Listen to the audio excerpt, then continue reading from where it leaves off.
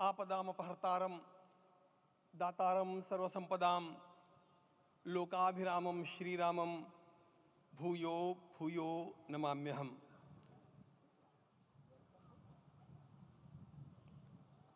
आज अंतःकरण अत्यंत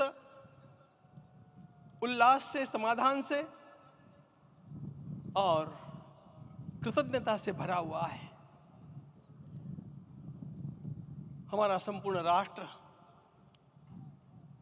और पूरा विश्व भी आज भगवान श्री राम की प्रतिष्ठा से आलोकित होने का पर्व आरंभ हो चुका है।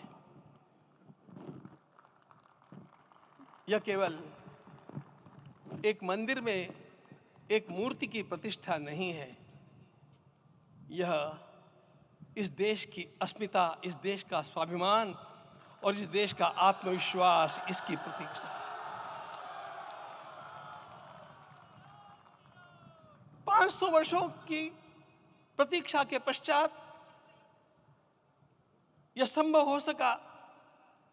इसके जो अनेक कारण हैं, उनके ऊपर तो आलोक हमारे सारे सम्माननीय अभ्यागत डालेंगे ही। मैं केवल एक काम के लिए यहां पर खड़ा हूं, छोटा सा काम। कारण तो अनेक होते हैं, लेकिन अनेक कारण मिलते मिलते आखिर वे एक विशिष्ट स्तर तक पहुंच जाते हैं और उस स्तर पर कोई महापुरुष हम लोगों को उपलब्ध होता है और उस विभूति के कारण युग परिवर्तित हो जाता है। इस प्रकार का परिवर्तन लाने के लिए अपने जीवन को साधना पड़ता है और इस प्रकार जीवन साधने वाले हमारे इस देश की परंपरा के अनेक महान रत्नों में आज हम लोगों को समय की आवश्यकता, युग की आवश्यकता, सनातन के अंतःकरण की आवश्यकता के रूप में हमारे सम्माननीय प्रधानमंत्री जी प्राप्त हुए हैं।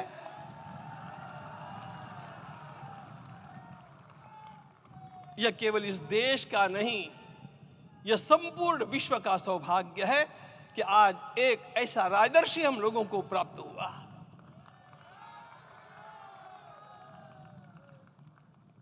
आपके मंगल हाथों से आज प्रतिष्ठा होने की बात थी, वह स्वाभाविक भी था, वो होना ही था मित्रों। लेकिन मुझे इस बात का आश्चर्य हुआ जब मुझे लगभग 20 दिन पूर्व समाचार मिले कि माननीय प्रधानमंत्री जी को इस प्रतिष्ठा के लिए स्वयं अपने लिए क्या क्या अनुष्ठान करके सिद्ध करना चाहिए, स्वयं को उसकी नियमावली आप लिख करके भेजें।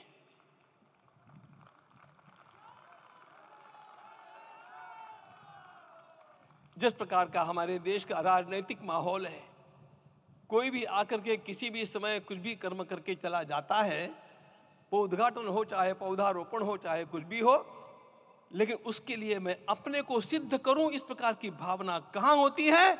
यदि किसी ने पूछा तो मैं कहूंगा कि यहां होती है। भगवान श्री राम की प्रतिष्ठा करनी है। भारतीय जीवनादर्शों के सर्वोच्च आदर्श भगवान श्री राम है और इन समस्त जीवनादर्शों की प्रतिष्ठा करने के समान ही यहां की प्रतिष्ठा रही है। इसलिए एक महान विभूति को ऐसे लगा कि मैं अपने को भी साधूं। मैं कर्मणा मनसा वाचा, कर्म से, मन से और वाणी से अपने को उसके लिए शुद्ध बनाऊं, सिद्ध बनाऊं, और उसका मार्ग तप ही है। भगवद गीता ने कहा, यज्ञ दान तप कर्म न त्याज्यम कार्य में तत्। तप से ही विशेष परिशुद्धि होती है। आज मुझे आपको बतलाने समय अंतःकरण गदगद होने की अनुभूति हो रही है। मैंने तो कहा था, हम लोगों ने महापुरुषों से परामर्श करके लिखा था, आपको केवल 3 दिन का उपवास करना है। आपने 11 दिन का संपूर्ण उपोषण किया। हमने 11 दिन एक भुक्त रहने के लिए कहा था, उन्होंने अन्न का ही त्याग कर दिया। महाभारत में कहा गया है अनशन ये सबसे बड़ा तप है, अनशन। और उसको उनके जीवन में साकार होते हुए मैंने केवल देखा नहीं, मैं थोड़ा तार्किक हूं। आपकी परम पूजनीय माता जी से मिलकर के मैंने उसको रिकन्फर्म भी किया था कि आपका ये अभ्यास 40 वर्षों का है। ऐसा तपस्वी कोई राष्ट्रीय नेता प्राप्त होना यह सामान्य बात नहीं है। वे इन दिनों में हमने कहा था कि आपको विदेश प्रवास नहीं करना चाहिए, क्योंकि सांसर्गिक दोष भी आते हैं। विदेश प्रवास टाल दिया सांसर्गिक देशों के इस दोषों की संभावना के कारण, लेकिन दिव्य देशों का प्रवास ऐसा किया। नासिक से आरंभ किया, गुरुवायूर गए, श्रीरंगम गए, रामेश्वरम गए। इन सारे स्थानों पर जाकर के वहां के परमाणुओं को लेकर के और पूरी भारत माता के हर कोनों में जाकर के मानो वे निमंत्रण दे रहे थे कि आइए दिव्य आत्माओं, अयोध्या पधारिए और हमारे राष्ट्र को महान बनाने के लिए आशीर्वाद दीजिए।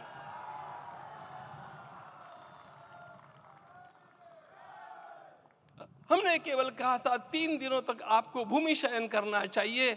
11 दिनों से आप भूमि शयन कर रहे हैं। इस कड़कड़ाती ठंड में इस प्रकार का शयन करना, मित्रों,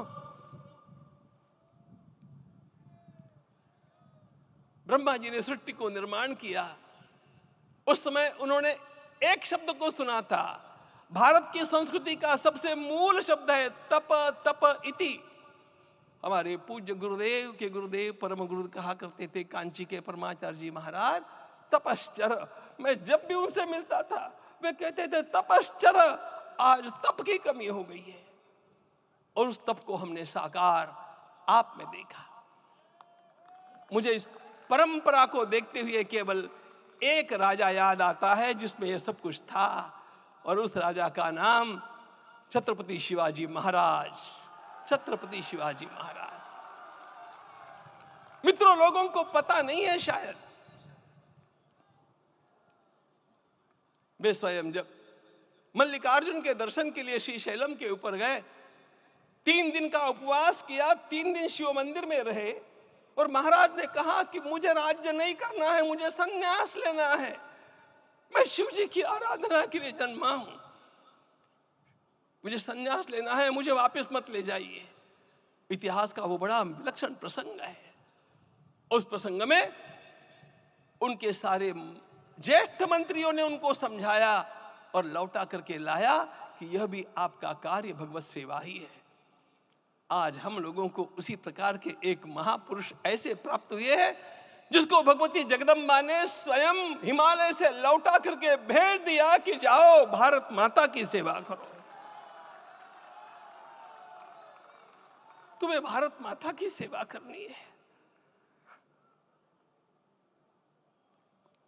मैं अपने को कभी श्रद्धा रखने के बारे में भावुक नहीं पाता हूं, लेकिन कुछ स्थान ऐसे होते हैं जहां पर आदर के साथ अपना मस्तक अपने आप झुक जाता है। ऐसा एक स्थान हम लोगों को उच्च पदस्थ इस राजर्षि ने जब दिखाया तो मुझे छत्रपति शिवाजी महाराज के गुरु समर्थ रामदास स्वामी महाराज की याद आ गई। उन्होंने शिवाजी का वर्णन किया, निश्चयाचा महामेरु, निश्चयाचा महामेरु, बहुत जनासी आधारू, अखंड स्थितिता निर्धारू, श्रीमंत योगी, श्रीमंत योगी, श्रीमंत योगी। हम लोगों को आज एक श्रीमंत योगी प्राप्त हुआ। आज मैं यहां पर केवल इसलिए खड़ा हूं कि इतने तपस्या के पश्चात इन सारे महात्माओं की अनुमति लेकर के और उनके आशीर्वाद लेकर के उनका यह तप पूर्ण करने के लिए, उसकी सांगता के लिए उनको चरणामृत दिया जा रहा है। आप सबकी सहमति हो तो आप सब लोग ओंकार का घोष करके मुझे सहमति दें।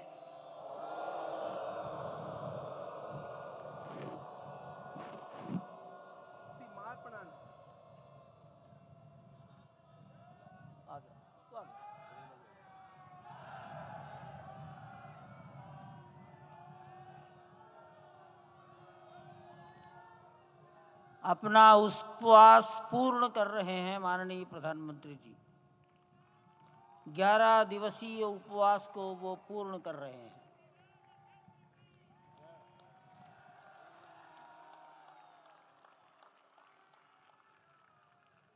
मैं श्री राम जन्मभूमि तीर्थ क्षेत्र के अध्यक्ष पूज्य महंत नृत्य गोपाल दास जी महाराज